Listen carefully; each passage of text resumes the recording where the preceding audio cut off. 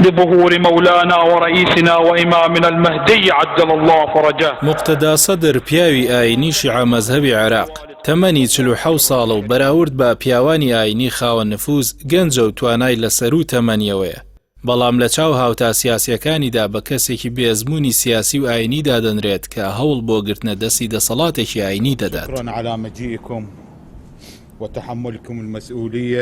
هەرچەندە مقتدا سەدر نەیتوانی لەگەڵ بەدەستێنانی زۆرینەیەکی پەرلەمانیدا حکومەت لەگەڵ هاوپەیمانەکانی پێک بێنێت، بەڵام دوای زنجیرەیەک بڕیاری یەک لە دوای یەک کە بە کشانەوەی لە کاری سیاسی کۆتاییان هات توانیوێتی هێشتاش بە جوڵاندنی شەقام و جەماوەر گۆڕانکاری لە کەش و هەوای سیاسی عێراقدا بکات و پرۆسەی سیاسی و حکومداری بە تەواوی پەک بخات.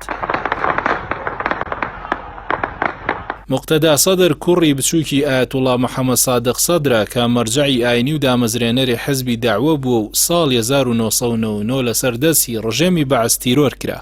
سەدر بەوە ناسراوە کەسایەتێکی ئاینی نەتەوەی عێراقیە و ملی بۆ هەژمونی هیچ کام لە ئێران و ئەمریکا نەداوە.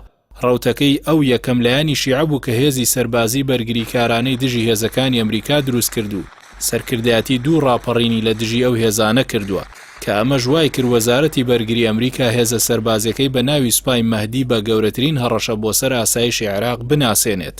هەروەها لە 2004 دا ئەمریکا فەرمانی دەستگیرکردنی سەدری بە زیندویی یان مردووی دەرکرد بە تۆمەتی کوشتنی عەبدولمەجید خوئی لە ساڵی 2003، بەڵام سەدر ئەو تۆمەتەی ڕەت کردەوە.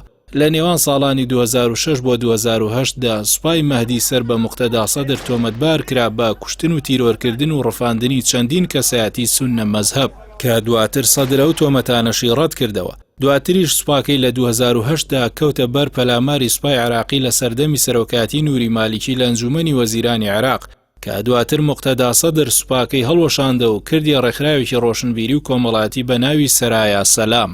دوای بەشداریکردنی ڕەوتەکەی سەدر لە خۆپیشاندانەکاندا توانی چەندین پۆستی باڵا و گرنگ لە حکومەتەیەک لە دوایەکەکاندا بەدەست بێنێت کە تا ئێستاش ئەو پۆستانەی بەدەستەوەیە.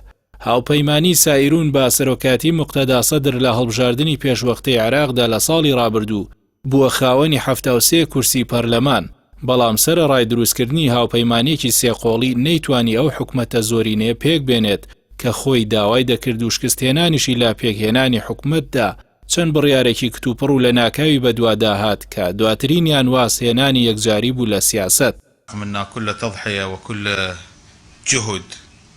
سەدر بەوە ناسراوە زۆرێک لە هەڵوێست و بڕیارەکانی لە ڕێی تویتەکانی و ڕادەگەێنێت، بەڵام کاریگەری گەورەیان لێ دەکەوێتەوە و سەرکردەکانی دیکە دەخاتە پێگەیەکەوە کە تەنیا بینەر بنیان کاردانەوەیان هەبێت. هەندێک جاریش بەرگی سپی لە بەردەکات وەک هێمایەک بۆ ئامادەیی بۆ شەهیدبوون و بەرزکردنەوەی دروشمی دژایەتیکردنی گەندەڵی و گەندەڵکارانیش. ئەمەش کردوێتیە کەسایەتێکی خۆشەویست لە نێوان چینی هەژاران و بێبەشکرا و لە خێروبێری وڵات.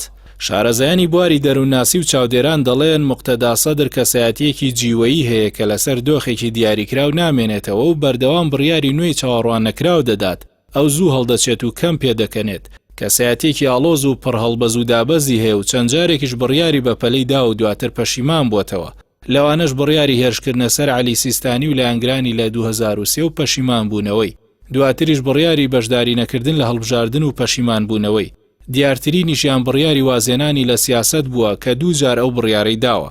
جاری یەکەم لە ساڵی 2004 بڕیاری دا واز لە کاری سیاسی بێنێت، بەڵام دواتر پەشیمان بووەوە. ئەم جارێش لە ڕۆژی 29 ئابی 2022 ڕایگەاند کە بە یەکجاری واز لە کاری سیاسی دێنێت، بەڵام نازانرێت ئەم جارەش پاشگەز دەبێتەوە یان نا.